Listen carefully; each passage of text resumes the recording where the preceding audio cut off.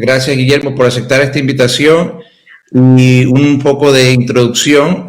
Doctor Guillermo Pacheco Gaitán, entre distintas cosas, bueno, tú vas a poder hablar un poco, pero eres director de Asuntos Internacionales y profesor de seguridad del Security College US. Sí. US, actualmente. Actualmente, sí. Okay. Profesor de Security College y consultor de seguridad, defensa, diseño de futuro y management. Exacto. También director del Leadership Institute of Washington, D.C. Washington, D.C. ¿Cómo te alcanza el tiempo para todo eso? Bueno, yo siento que ahora hay un poquito más tiempo. Ahora la iglesia se quedó virtual, porque soy pastor también. La iglesia se quedó virtual. Ya nos congregamos con un amigo presencial, pero siempre hay tiempo. Y le decía a un chico en la iglesia hace algunos años, le decía, hablando de esto, le decía, hay tiempo hasta para ir al gimnasio. Es parte del tiempo que hay que hacer, así que, pero eso que tú dices, y rápido el cuento aquel del profesor que entra a una clase y le dice, les voy a explicar lo que es la vida, saca un frasco de vidrio y le dice, mire, les voy a explicar lo que es la vida, la llena de pelotas de golf y le dice, ¿está lleno? Sí. Le echa frijoles y le dice, entre lo que quedaba el frasco, y ¿está lleno? Sí. Echa arena y se termina de llenar. Entonces, ¿está lleno? Sí. Y saca de la gaveta una taza de café y lo echa. Y le dice, ¿sabe cuál es lo importante de la vida? Saber qué es lo más importante. Las pelotas de golf son la familia, son lo que uno quiere. Los frijoles es el trabajo y otras cosas menos importantes. Y la arena es aquello que no tiene casi ninguna importancia. Y por allá al fondo le dice uno, y profesor, ¿y el café? Si no tienes tiempo para una taza de café con un amigo, estás perdido. Así que esta es la taza de café mediática contigo y siempre hay tiempo. Claro, qué bueno, qué bueno. Gracias, muchas gracias. Definitivamente el tiempo lo hacemos, ¿no? Lo escogemos para las cosas que nos importen y todo el mundo tiene la misma medida, 24 horas, ¿no? No conozco a nadie que tiene 25 ni 23. Entonces, así, bueno, este tema, como te comenté, pensé en hablarlo hace ya, tengo algunas semanas, bueno, hace mucho tiempo, pero algunas semanas más fuerte, y dije, bueno, qué bueno sería compartirlo con Guillermo, alguien que pues ha participado y participa activamente y preparado académicamente para esto.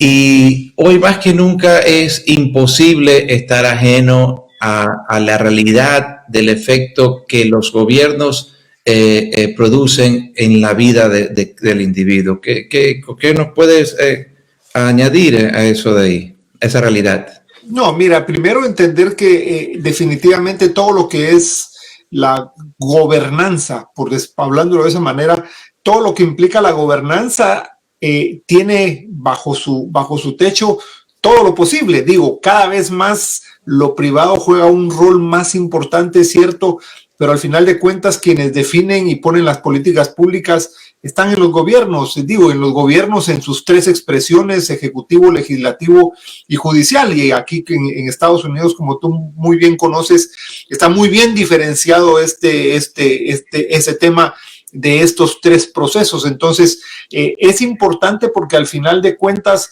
esas leyes son las que terminan rigiendo la vida de una nación. Entonces, es importante entender por qué es bueno, sobre todo en estos tiempos, conocer cuál es la importancia que nosotros tenemos en ese juego de la gobernanza. Exactamente. Y yo creo que una de las razones, sobre todo en el pasado, y una de las razones por las cuales hago este live, esta transmisión, es porque en el pasado muchas veces, y hablando del punto de vista del creyente, el tema de nuestra transmisión es el creyente, la vida del creyente y el gobierno. O sea, esto aplica a todas las personas, pero vamos a enfocarnos en aquellos que tenemos fe, aquellos que nos identificamos con la fe de Jesucristo, aquellos que queremos seguir sus pasos, que somos sus discípulos, de cualquier grupo, pero que queremos responder al punto de vista de nuestra participación como creyentes y nuestra relación con el gobierno. Y entonces en el pasado de muchos ha sido, y todavía continúa siendo, esta perspectiva de que, bueno, la política es muy sucia. La gente, los gobiernos hacen lo que sea y yo quiero cumplir lo mínimo. Si no es obligatorio el voto en su país, pues no participo. Y si es obligatorio, bueno, participo porque ya, y más allá de eso, pues hacer una oración y nada más, porque casi como que si fuera un caso perdido, ¿no? Y esta forma de pensar definitivamente crea un problema grande porque si nosotros como creyentes abandonamos ese barco tan poderoso que es el gobierno, imagínate qué consecuencias puede pasar. ¿Qué nos, tu opinión sobre este punto de vista, en tu experiencia, como lo has visto? En mi caso particular era un poco ese sentido. Yo pues oraba y votaba por quien creía que era más importante, más acerca de los valores, y comunicaba los valores pero parte de eso nada más. Mira, yo sí he estado más cercano al tema político. En algún momento incluso hice política y tengo experiencia de trabajar en gobiernos en mi país de origen, que es Guatemala, y trabajé aquí en el gobierno de los Estados Unidos, que justamente por eso viajé, cambié de nacionalidad justamente por eso. Pero lo que tenemos que entender, que no nos podemos hacer para atrás en esto. Aristóteles, el filósofo griego, definió al ser humano como un animal político. ¿Qué quiso decir? Que lo político es esencial al ser humano, o sea, porque al final de cuentas uno puede ser político, lo que uno es político, lo que puede ser no ser es partidista. Una vez se dice, no, yo no soy político, esa es una falacia. ¿Por qué? Porque el hombre por naturaleza es político, como dijo Aristóteles. Lo que uno no tiene es identidad partidista, que ahí es donde entra la diferencia. Entonces, cuando nosotros entendemos la política como arte y ciencia, nos damos cuenta que algunos la estudian. Yo la estudié, yo soy cientista político y por eso también analista político. Uno la estudia para poder ver y moverse en eso. Pero lo importante de esto, ¿qué es? Es que en el sentido estricto, la política es la forma de organizar y distribuir funciones y recursos, de regular las relaciones internas y externas de un pueblo. O sea, cuando nosotros nos entendemos, mira, es organizar y distribuir funciones y recursos y de regular esas relaciones internas y externas de un pueblo. Entonces, ¿por qué es exactamente importante esto? Porque cada vez que nosotros nos hemos ido alejando, los cristianos nos hemos ido alejando y hemos dicho, como tú dijiste, la política es sucia, la política es corrupta. Y creo que el problema no es la política, porque la política es ciencia y arte, la política es la forma de regular, organizar y distribuir funciones. Lo que ha sido corrupto y sucio han sido aquellos que han llegado a hacer la política y aquellos que han llegado a ocupar funciones públicas a través de la política. Entonces, ni el gobierno es sucio ni corrupto, ni la política como tal es sucia y corrupta, sino son aquellos que llegan, y por eso la importancia de no verla de lejos. Martin Luther King dijo que el problema no son los malos, sino los buenos que desde lejos miran y dejan que los malos hagan lo que quieran. Entonces, creo que esa es una muy buena realidad de por qué nosotros tenemos que estar preocupados de la política. Exactamente. Es más o menos la aplicación con el dinero, ¿no? El pensamiento de que el dinero es sucio. Y entonces, bueno, la realidad es que no puedes vivir sin él. Y sucios son las personas que se encargan de manejarlo de manera sucia o de obtenerlo de manera sucia. Entonces, cuanto más el gobierno que como tú dices, nadie puede escapar de él, ¿no? Para escapar de él, esa realidad tendrías que irte a vivir a otro planeta, en que todavía no sucede, y aún así después se comenzaría a organizar un tipo de gobierno en ese lugar, ¿no? Así Exacto. Entonces, un error grave, y en este caso, como sal y luz que Jesús nos identificó, nos dio la descripción de trabajo, nos dio, creo que en esa declaración, muchas cosas, descripción de trabajo, potencial, responsabilidad, al llamarnos sal y luz de la tierra. Y entonces, el área donde los creyentes no estamos directamente participando o influenciando, definitivamente va a ser sucio. Definitivamente va a ser sucio, como el caso de la política. Fíjate que cuando nosotros vemos esto, podemos ir a la Biblia y nosotros nos encontramos que también en la Biblia pasó eso. Nosotros tenemos que entender que en la Biblia, aquellos que hicieron política, porque los reyes de Israel eran políticos, al final de cuentas, el rey es un político, le juega a la política. Y nosotros podemos ver en la Biblia casos donde hubieron corruptos, hubieron gente sucia dentro de los líderes políticos en el Antiguo y en el Nuevo Testamento encontramos eso, pero nosotros podemos hablar, por ejemplo, la liberación del pueblo de Israel de Egipto fue una negociación política. ¿Por qué? Porque a Moisés lo mandaron a negociar con el faraón. ¿Quién es el faraón? Es el conductor político de una nación, era en este caso de Egipto. Y sabía Moisés a lo que iba, y cómo mismo Jehová, Dios en ese momento, Dios le dice, o sea, yo voy a endurecer el corazón del faraón para que pueda aprender. Entonces uno mira cómo en este caso hubo negociación en lo político.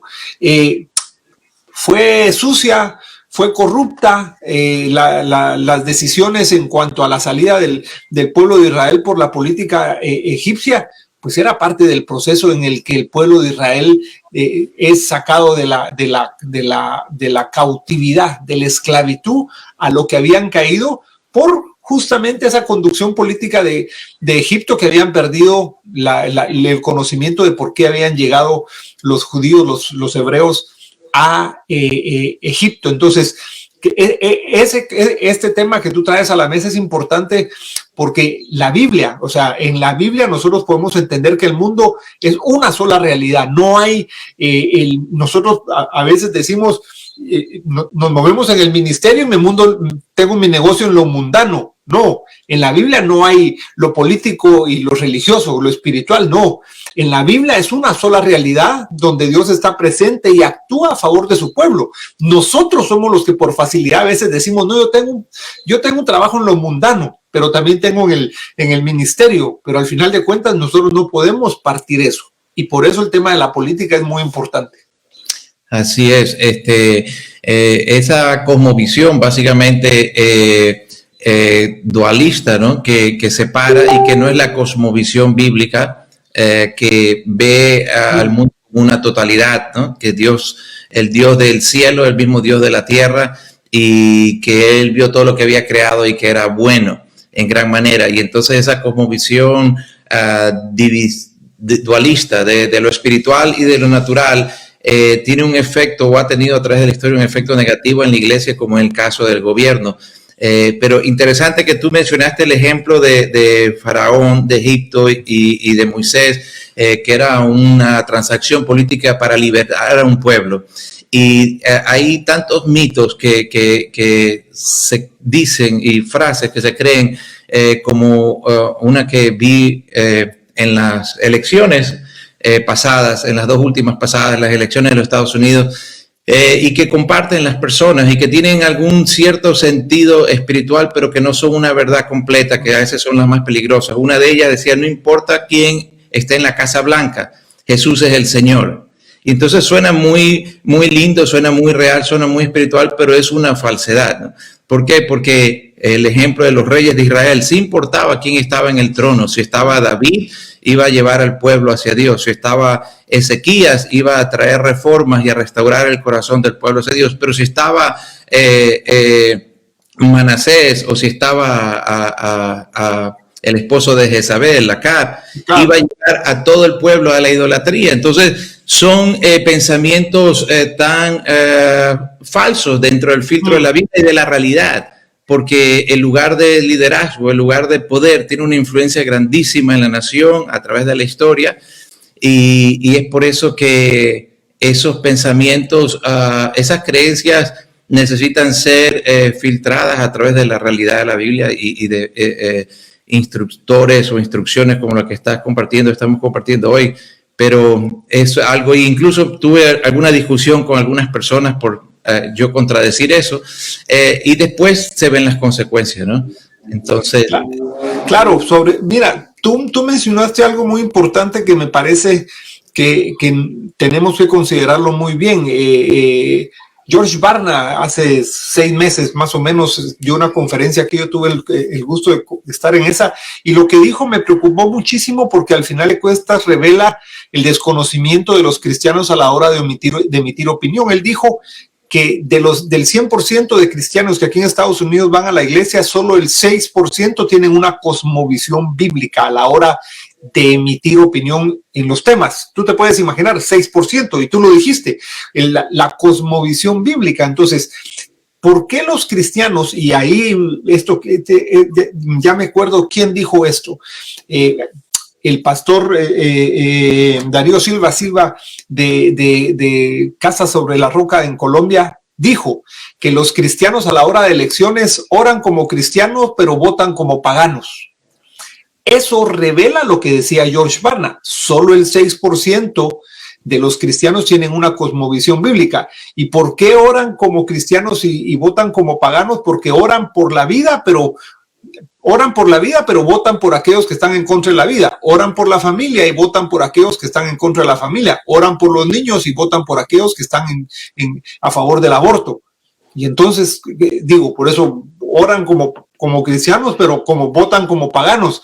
Pero ¿sabes qué es? Porque no hay una cosmovisión bíblica. O sea, no tenemos una profundidad y un entendimiento qué es lo que dice la palabra. Por ejemplo, la relación de Jesús en la política y su relación respecto al proceso de transformación de la sociedad y por qué él viene a impactar con los fariseos de esa época, que eran los que dirigían la cabeza de la iglesia. ¿Era por qué? Porque él estaba en contra del statu quo y cómo él podía, desde lo que él predicaba, pensar en cambiar, ser solidario y ser participativo en las tomas de decisiones. Entonces, digo, el gran problema de nosotros es que no tenemos una cosmovisión bíblica que nos permita entender por qué Jesús vino a hablar de excluidos y de marginados, por ejemplo. ¿Por qué él hablaba de excluidos y de marginados? ¿Por qué él hablaba de divisiones injustas? O sea, al final de cuentas,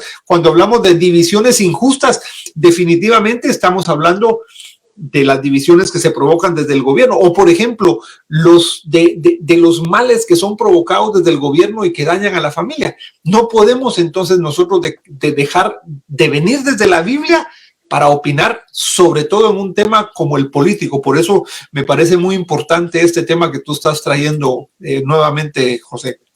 Claro, creo que sí. Todas las partes de la Biblia, y vi el video del doctor Silva, y es algo tan contradictorio, tan ilógico, y en estos tiempos, a través de distintos países, que pasas tiempo en oración y básicamente haces un autosabotaje a la oración con tu voto. Entonces, es una pérdida de tiempo, ¿no? Esa oración cuando hay un voto totalmente contrario. Es increíble. Y hace poco estaba escribiendo yo en un blog y comencé a escribir sobre la vida de cristiano y el gobierno, y lo que interesante es que comencé a meditar hace un tiempo atrás, como seguidores de Jesús, que nos identificamos con Él, no podemos nosotros desenfocarnos del gobierno con alguien cuyo mensaje fue el gobierno de Dios o el reino de Dios. Si el mensaje de Jesús fue el reino de Dios se ha acercado, que fue su mensaje, del principio, su enseñanza, su propósito, como, y una otra palabra para el reino es gobierno, el gobierno de Dios. Venga a nosotros tu reino, hágase tu voluntad aquí en la tierra como en el cielo. ¿Cómo puedo yo genuinamente o de una manera íntegra identificarme y ser un seguidor de aquel cuyo mensaje era el gobierno de Dios, y no pensar que el gobierno en sí, en general, es importante? Y ese gobierno, por supuesto, no solamente es el político, creo que es el más importante, pero también el autogobierno, gobierno de la familia, gobierno de la iglesia, etcétera. Pero el mensaje de Jesús fue un gobierno, el gobierno de los cielos se ha acercado. Y ese gobierno, por supuesto, trae liberación, trae justicia, trae paz y viene en crecimiento hasta su plenitud, etcétera, etcétera. Pero fue su mensaje, fue su propósito, fue su predicación, fue su enseñanza, fue por lo cual él vino acá. Y yo pensar que gobierno no es importante, es algo muy contradictorio. Tremendamente contradictorio. Tú lo defines muy bien eso, porque es contradictorio porque lo que tenemos que tener claro es que el cristiano, y digo cristiano en todo sentido, debe haber un comprometimiento con la política, digo, algunos de manera participativa, otros orando, o sea, tenemos que entender la dimensión política y en cuál es lo que puedo yo participar. Pero cómo nosotros tenemos que entender que al final de cuentas, por alejarnos de la política, llegaron estos que llegaron y a nosotros nos dijeron, no hay que participar en política. Como tú dijiste al principio, la política es mala, es corrupta, no nos contaminemos. El problema fue que por creer eso, contaminaron la política, contaminaron los gobiernos. Y no es que nosotros no tengamos problemas, no quiere decir que nosotros, al entrar los cristianos, y han habido casos lamentablemente de cristianos que han entrado en política, que han tenido una mala experiencia, pero no quiere decir que porque entremos los cristianos todo va a mejorar, pero sí los valores son diferentes, la manera de emitir leyes es diferente. Entonces me parece que primero el cristiano como tal debe de tener ese llamado a el interés sobre la política, porque al final de cuentas, como mencioné, es la política la que determina esa organización, esa distribución, la preocupación del pueblo. Mira lo que está pasando hoy exactamente en Perú, por ejemplo. Se levantó más de 1 millón de personas en Lima por una decisión que les pareció injusta, inconstitucional incluso el presidente actual, y se levantó 1 millón de personas. 1 millón de personas, y hay cristianos tomando un papel protagónico en esos procesos. Entonces creo que es ¿cómo te dijera yo? Es que no quisiera decir obligatorio, es un compromiso mismo de todo cristiano poder interesarse en el tema político y como mencioné, puede ser de más lejos, de más cerca, pero no podemos creer que porque se ha dicho, como tú dijiste, es que es sucia, que es corrupta, nosotros tenemos que ni siquiera que preocuparnos, porque al final de cuentas terminaremos pagando las consecuencias cercanas o lejanas de las decisiones que tome el gobierno sobre una nación. Definitivamente, y esto siempre ha sido el caso, pero creo, Guillermo, y tú puedes corroborar esto aún más, que desde los últimos años, sobre todo el 2020, es algo de lo que no se puede escapar. ¿Por qué? Porque desde el año 2020 el mundo entró en un tiempo como creo que no lo había habido antes a esa escala mundial, donde la libertad realmente por distintas razones continúa siendo suprimida por 2 años en diferentes grados, en diferentes lugares, y donde sabemos que hay una agenda de planificación para cortar esa libertad aún más y traer muchas consecuencias económicas, familiares, incluso de participación de iglesia, por todo el mundo. O sea, lo que estamos viviendo yo creo que ha sobrepasado las películas. Y eso me llevó a mí a escribir hace un tiempito atrás sobre los líderes espirituales y la lucha por la libertad. Lastimosamente no he escuchado muchas voces desde el liderazgo espiritual, no digo que no exista, pero en mi caso no he escuchado muchas contra esta falta de libertad. hace un momento tú usaste el ejemplo de Moisés y el mensaje de Dios por medio de Moisés a Faraón era: deja ir a mi pueblo libre, deja ir a mi pueblo libre. Y a través de la historia, líderes cristianos han tomado una posición muy clara a favor de la libertad. En la Revolución Americana, pastores, después de predicar su sermón, salían a combatir en el ejército en contra de la injusticia el manejo de Inglaterra en las colonias. En la Segunda Guerra Mundial hubo un grupo de iglesias y pastores que se opusieron a las políticas de Hitler, y los cuales fueron perseguidos y muchos fueron incluso mártires.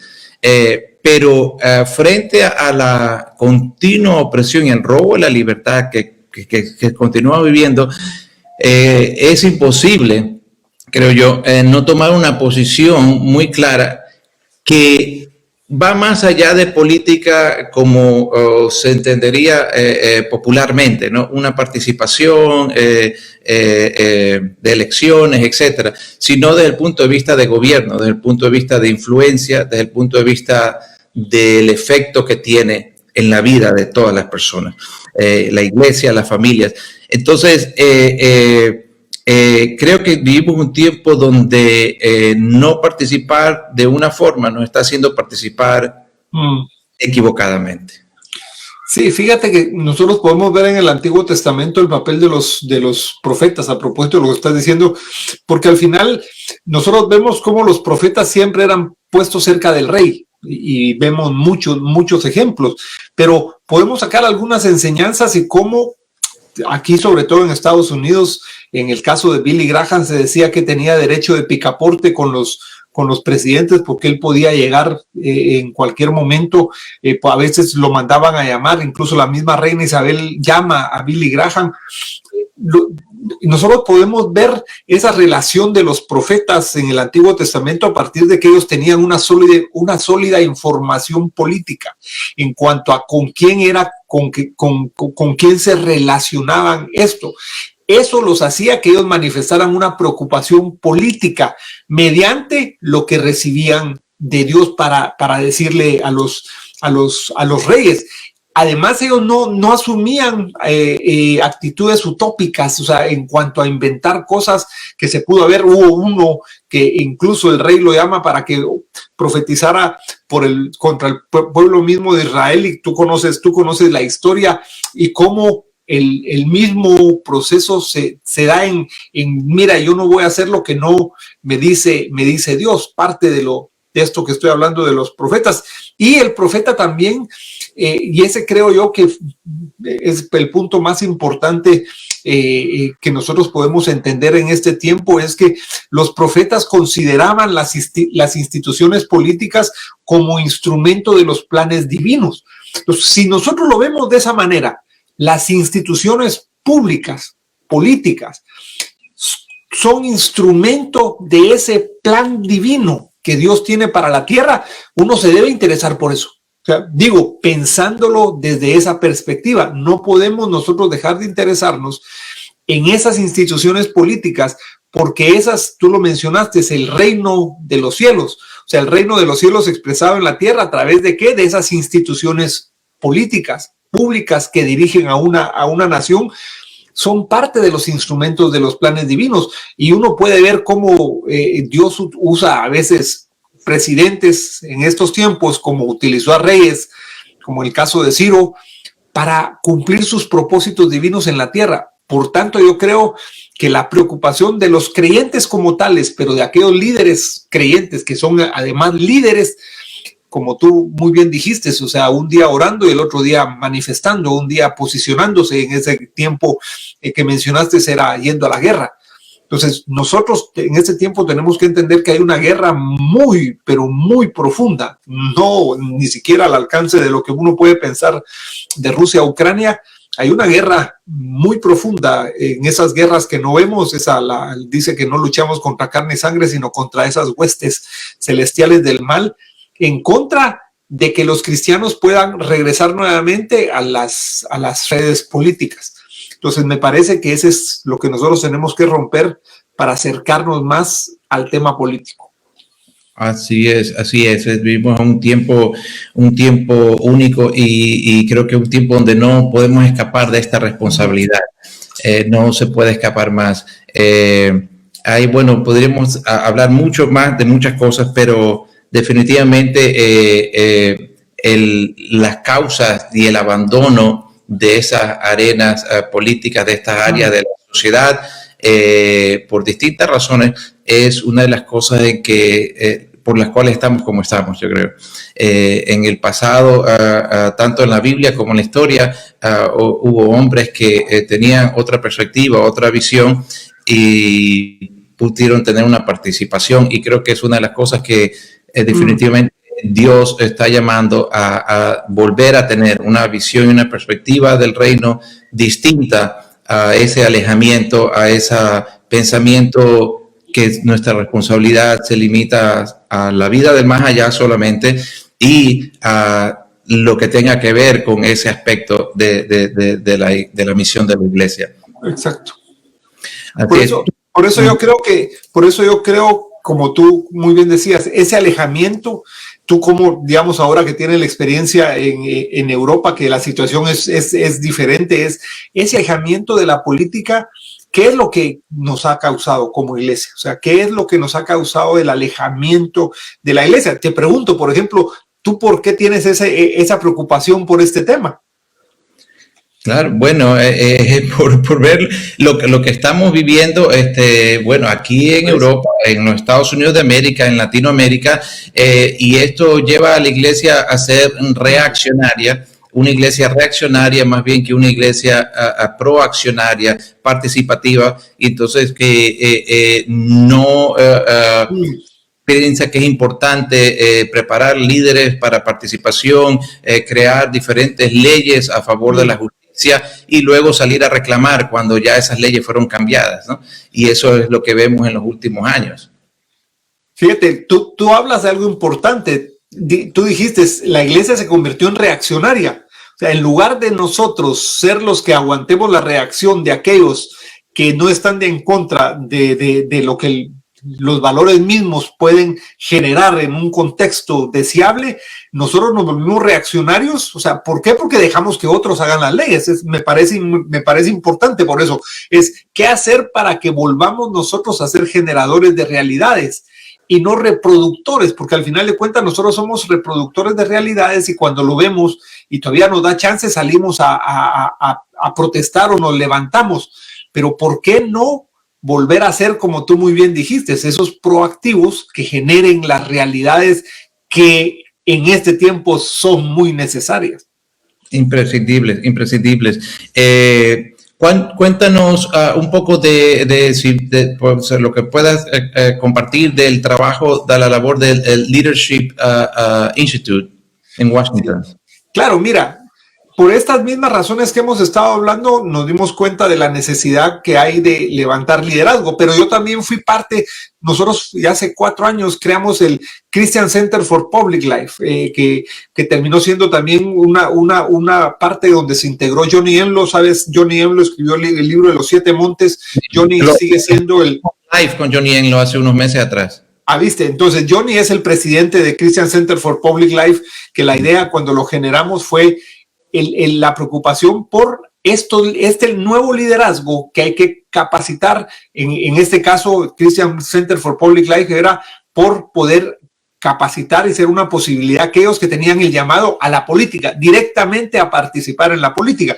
En el caso del Leadership Institute es cómo en este tiempo lo que se necesita es poder levantar líderes en cualquiera de las áreas, ya no necesariamente en lo político, en cualquiera de las áreas, que puedan ser generadores de realidad. Ahí sí, a propósito de lo que comentamos, nosotros hemos caído en todos los temas, lamentablemente hasta en el hacer iglesia, hemos caído en ser reproductores de realidades, hacer reproductores de realidades. Entonces, en Leadership Institute lo que hacemos es justamente tratar de romper esos paradigmas de que nosotros no podemos cambiar las situaciones. Ayudamos a la gente a que transforme el tipo de observador que son. A propósito, dice que nosotros no vamos por vista, sino por fe. El problema es verdaderamente transformar nuestra visión en fe y no por vista, porque cuesta eso. Lo segundo es que la gente pueda descubrir su propósito. Miles Monroe escribió un poderoso libro sobre el propósito de la visión, que es quién quiere ser en la vida. O sea, una cosa es tu misión, por qué estás en la tierra, y la otra es tu visión, es el lugar a donde quieres ir. Y si tú le preguntas a la gente, normalmente la gente no sabe qué quiere ser. La gente no tiene ni idea. Y como bien dijiste, sobre todo en estos últimos 2 años, donde el tema de la restricción de libertades obligó a que mucha gente rompiera sus sueños, había que cambiar los modelos, los métodos. Entonces, es ayudar a la gente a que se pueda posicionar con una nueva metodología para que podamos levantar una nueva generación de liderazgo que pueda ser una posibilidad en los diversos niveles que la sociedad requiere, y más aún la iglesia también. Así es. Miles Monroe lo mencionaste, y fue una de esas personas que, aparte de los libros, que fueron uno de mis favoritos, de que con pocas palabras pueden transformar tu vida. Y en una de las pocas ocasiones que pude compartir con él en persona, ya hace muchos años atrás, me autografió un libro y me dijo una frase que hasta el día de hoy continúa transformándome, y escribió: "Be yourself and die empty". Sé tú mismo y muérete vacío, que no haya nada cuando te vayas. Y cada vez recuerdo esa frase de ahí, tan corta, tan pequeña, tan directa, pero tan potenciadora y tan revolucionaria, ¿no? En esas dos cosas. Y entonces él vivió así hasta que partió de esta tierra, ¿no? Y su legado continúa siendo influencia en las personas. Claro. Sí, entonces una de las observaciones que en lo personal comencé a hacer hace algunos años atrás es, dentro de esta batalla que estamos hablando, y todas están conectadas, la política, el gobierno, y básicamente tiene que ver con la cultura, que es el campo de batalla de estos últimos años y actual, de una reestructuración cultural del mundo completamente, desde todos los puntos de vista, de la identidad del ser humano, el concepto de familia, el concepto de naciones, y por todos lados, tú lo sabes muy bien. Pero dentro de esta batalla cultural, desde hace algunos años atrás, pocas voces se han levantado a hablar en contra de ella con un cierto grado de influencia. Estoy hablando en inglés y también en español, contra esta batalla cultural, y está conectado con el gobierno. Y lastimosamente, de esas pocas voces que son más conocidas, la mayoría de ellos no son creyentes de cristianos. Y entonces, y estoy hablando como, por ejemplo, en inglés, como Ben Shapiro, que es un joven abogado judío, o como Jordan Peterson, que es un señor que ahora está teniendo fe en Dios más, pero hasta hace poco se declaraba agnóstico, psicólogo canadiense, que tiene mucha influencia. Y en español, de personas como Agustín Laje, politólogo argentino, joven, católico, pero que en sus propias palabras dijo: yo realmente no conozco la Biblia, pero estas son las convicciones por las cuales, y me parecen fantásticos los tres. Y hay otros así.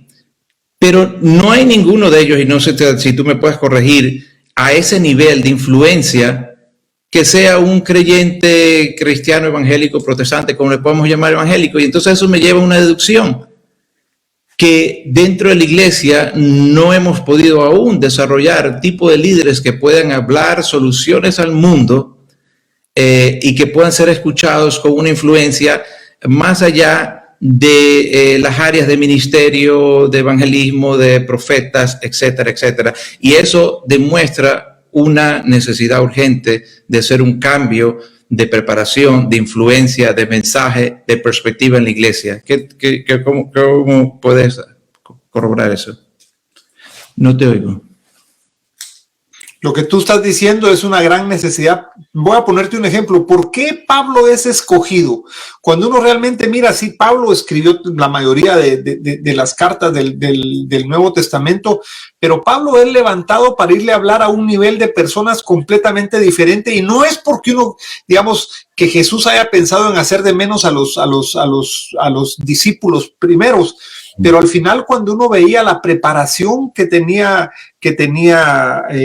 Pablo, él sabía que podía llegar a esos niveles. Incluso cuando hay en Hechos 16 y en Hechos 22 uno puede ver cómo Pablo en un momento específico donde estaba en la cárcel, él dice, yo soy ciudadano romano. O sea, él hace, digamos, él puede invocar la ciudadanía romana. Y yo cuando hice una prédica incluso sobre la ciudadanía del reino, poniendo el ejemplo de cómo cuando tú invocas ese tipo de ciudadanía, en el caso de él era una ciudadanía por nacimiento. Él había nacido en una provincia romana y no podía serle quitado, pero tenía ese relacionamiento de familia con los judíos. Entonces, como el hecho mismo de levantar gente, y uno puede pensar, ¿dónde estaría hablando Pablo en este tiempo? Pablo estaría metido en Harvard, Pablo estaría metido en Stanford, hablando en CNN, y como tú muy bien dijiste, necesitamos personas que puedan pararse en esos niveles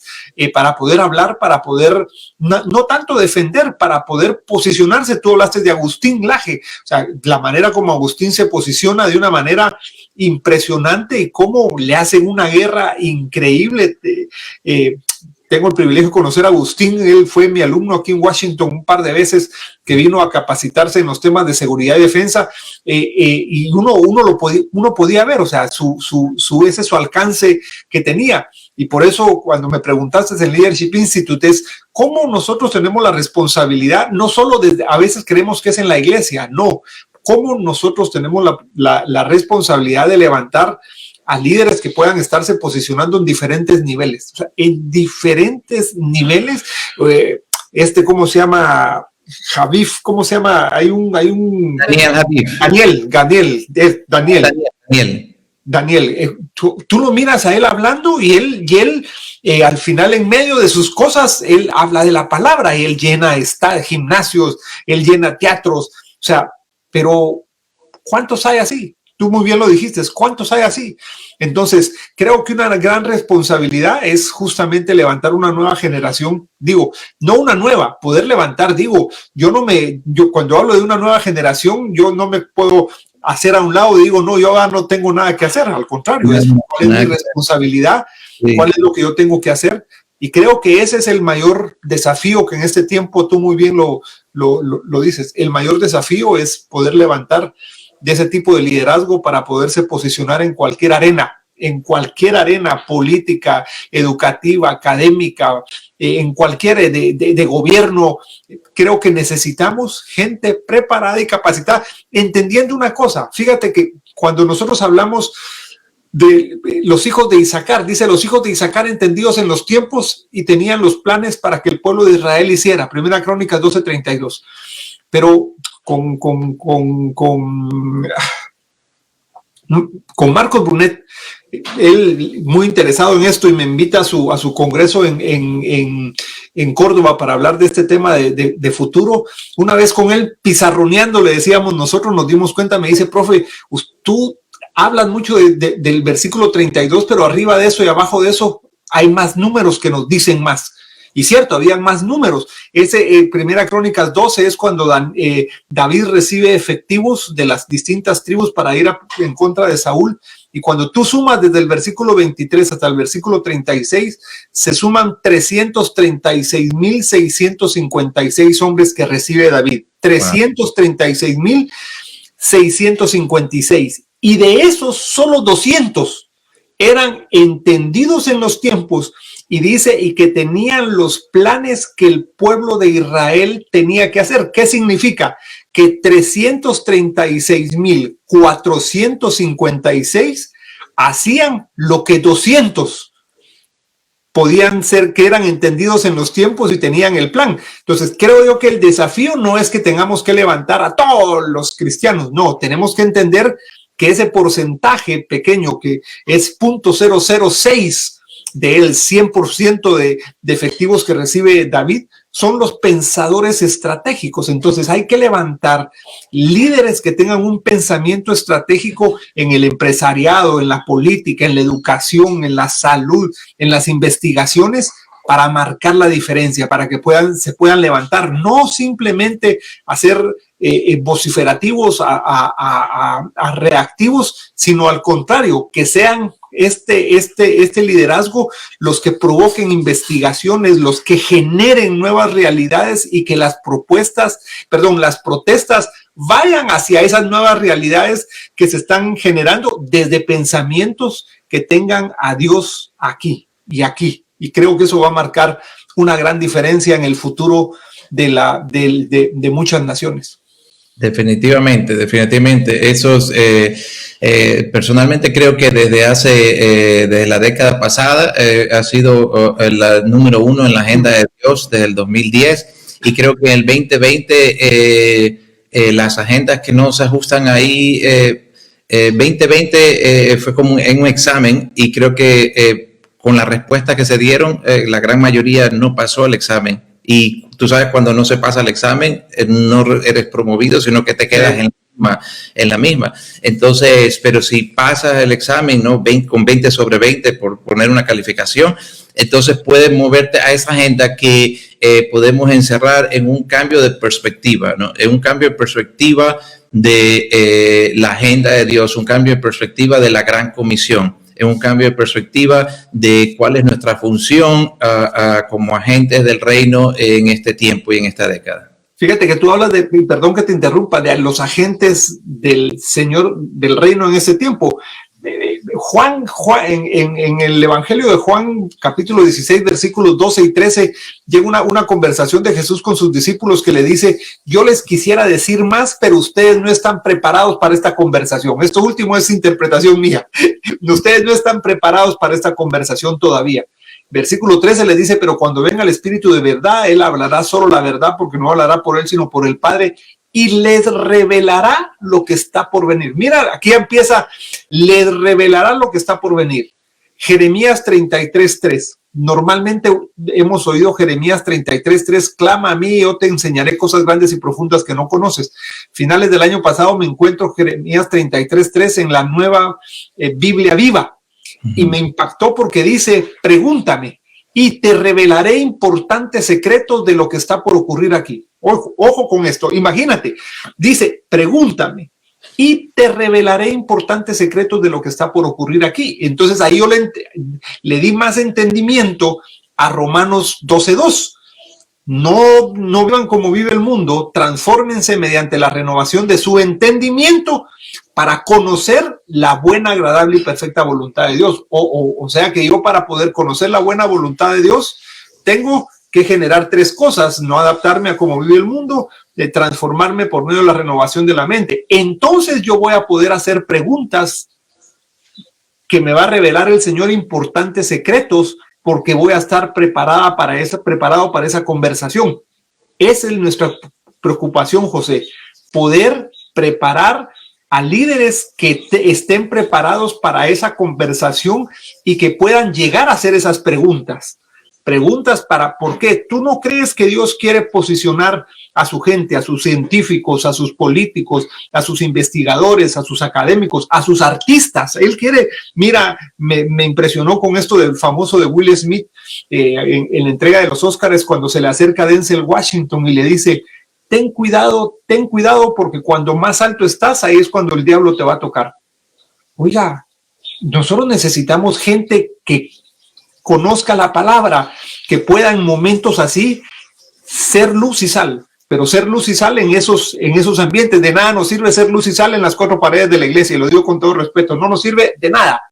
Luz y sal tenemos que ser afuera, y ese es, creo yo, nuestra mayor preocupación: cómo nosotros tenemos que ser una posibilidad para posicionar a líderes en diversos niveles, los más jóvenes, los más viejos, no importa la edad. Aquí en este tiempo no importa la edad. Sí, preocupémonos por las nuevas generaciones, pero tenemos que posicionar gente con entendimiento que pueda acceder a esos niveles de revelación para poder traer estrategias, para poder traer revelación, así como los reyes de los profetas le hacían a los reyes. ¿Por qué Eliseo quiso ser matado por el rey de Siria? ¿Por qué? Porque le revelaba al rey de Israel por dónde lo iba a atacar el rey de Siria. Bueno, nosotros pongamos en los gobiernos gente que pueda adelantar, digamos, cosas como la de Rusia, Ucrania, cosas diversas. Eso creo yo que es nuestro mayor desafío, José.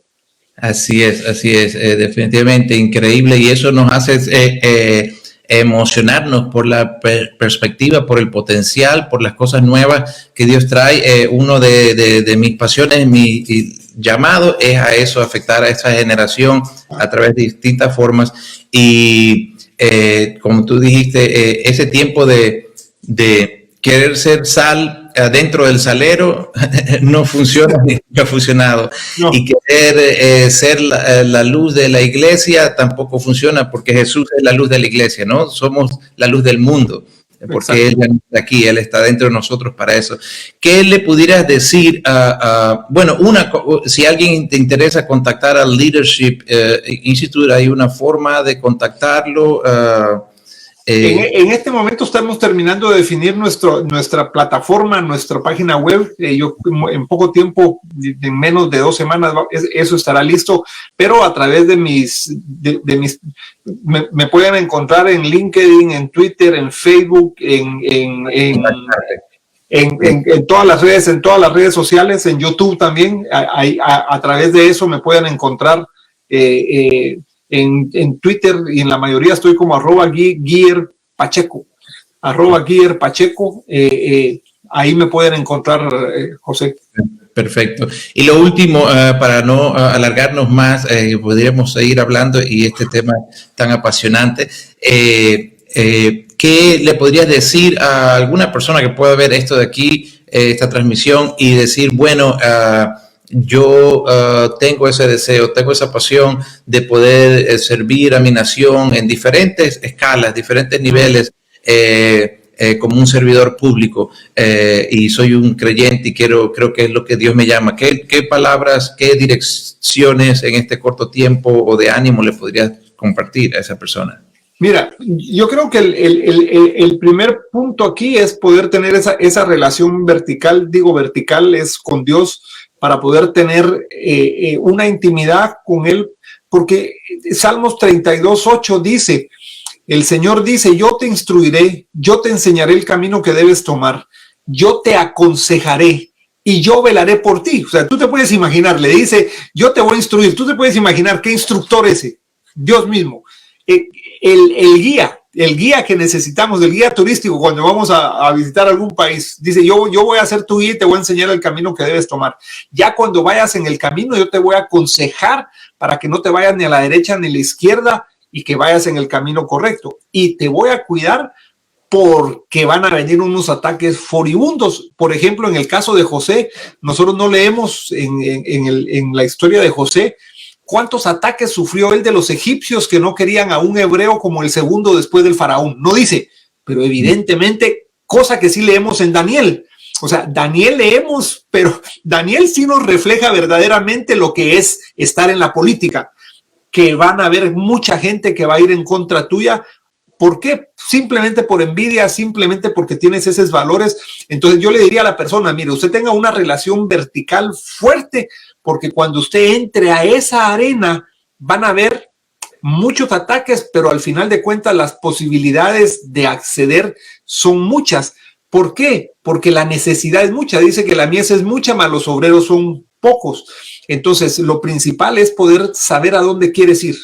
Cuando uno sabe a dónde quieres ir, como hablábamos de Miles Monroe en El Poder de la Visión, cuando tú sabes a dónde quieres ir y como político quieres saber a dónde quieres ir, quiero ser diputado, quiero ser presidente, me parece que es importante definir hacia dónde está tu llamado, porque eso es lo que le va a dar pasión a la gente. O sea, lo que, bueno, no solo en la política. Cuando tú sabes a dónde quieres ir, tienes una visión, esa pasión es lo que te mueve, lo que te hace levantarte todos los días y lo que te hace caminar en medio de las circunstancias. Entonces yo le dijera, después de que tú encuentres ese propósito divino con el Señor, Él te va a enseñar la misión para la cual fuiste llamado, Él te va a aconsejar y Él te va a poder enseñar a quién dirigirte, con quién hablar, los contactos definidos.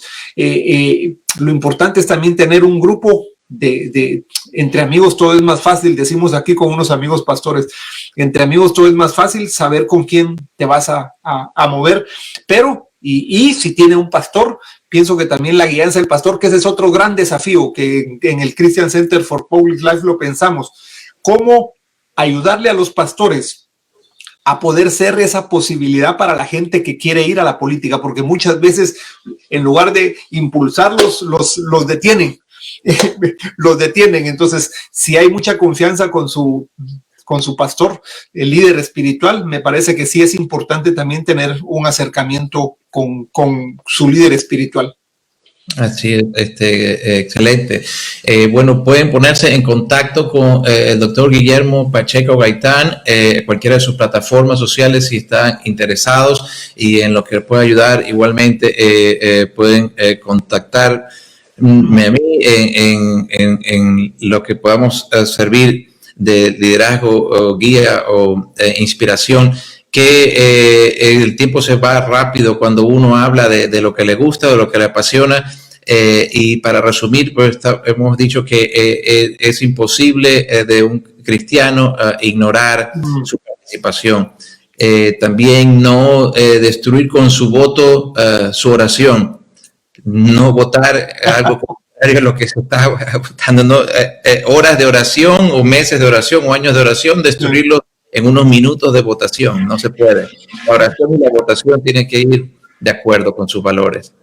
Y poder levantar esa nueva generación, como tú dices, que no necesariamente es de una edad cronológica joven, sino de una nueva perspectiva del reino, de una nueva visión, de una nueva manera de entender nuestra responsabilidad, nuestra participación, y es parte de mi sueño. Yo sé que es el tuyo, de no solo, bueno, en los Estados Unidos, que es mi nación, ¿no?, donde nací y viví la mayoría de mi vida, pero en nuestra querida Latinoamérica, de ver esos cambios, lo que he podido observar en mis tiempo en los diferentes lugares que he vivido en Estados Unidos y las partes que conozco de Latinoamérica y ahora morando en Europa, que hay un potencial tan grande sin ser explotado en Latinoamérica, tan grande en todas las áreas, y estamos contentos de que el crecimiento del Evangelio en los últimos 25, 30 años ha sido grande, pero creo que queda mucho más que, aparte de ese avivamiento espiritual, es el tiempo de una reforma radical, y es la nueva agenda de Dios para nuestras amadas naciones latinas. Muchísimas gracias a ti, José. Pusiste en la mesa un tema importante y gracias por darme la oportunidad de ser una posibilidad, un privilegio poder compartir contigo. Gracias, querido Guillermo. Estamos en contacto. Claro que sí. Allá en Virginia, y gracias por recomendar también la segunda edición del libro que saqué y que estamos promoviendo ahora, con un excelente tema también. Gracias a ti. Bueno, bendiciones, un gusto. Chao, chao. Adiós.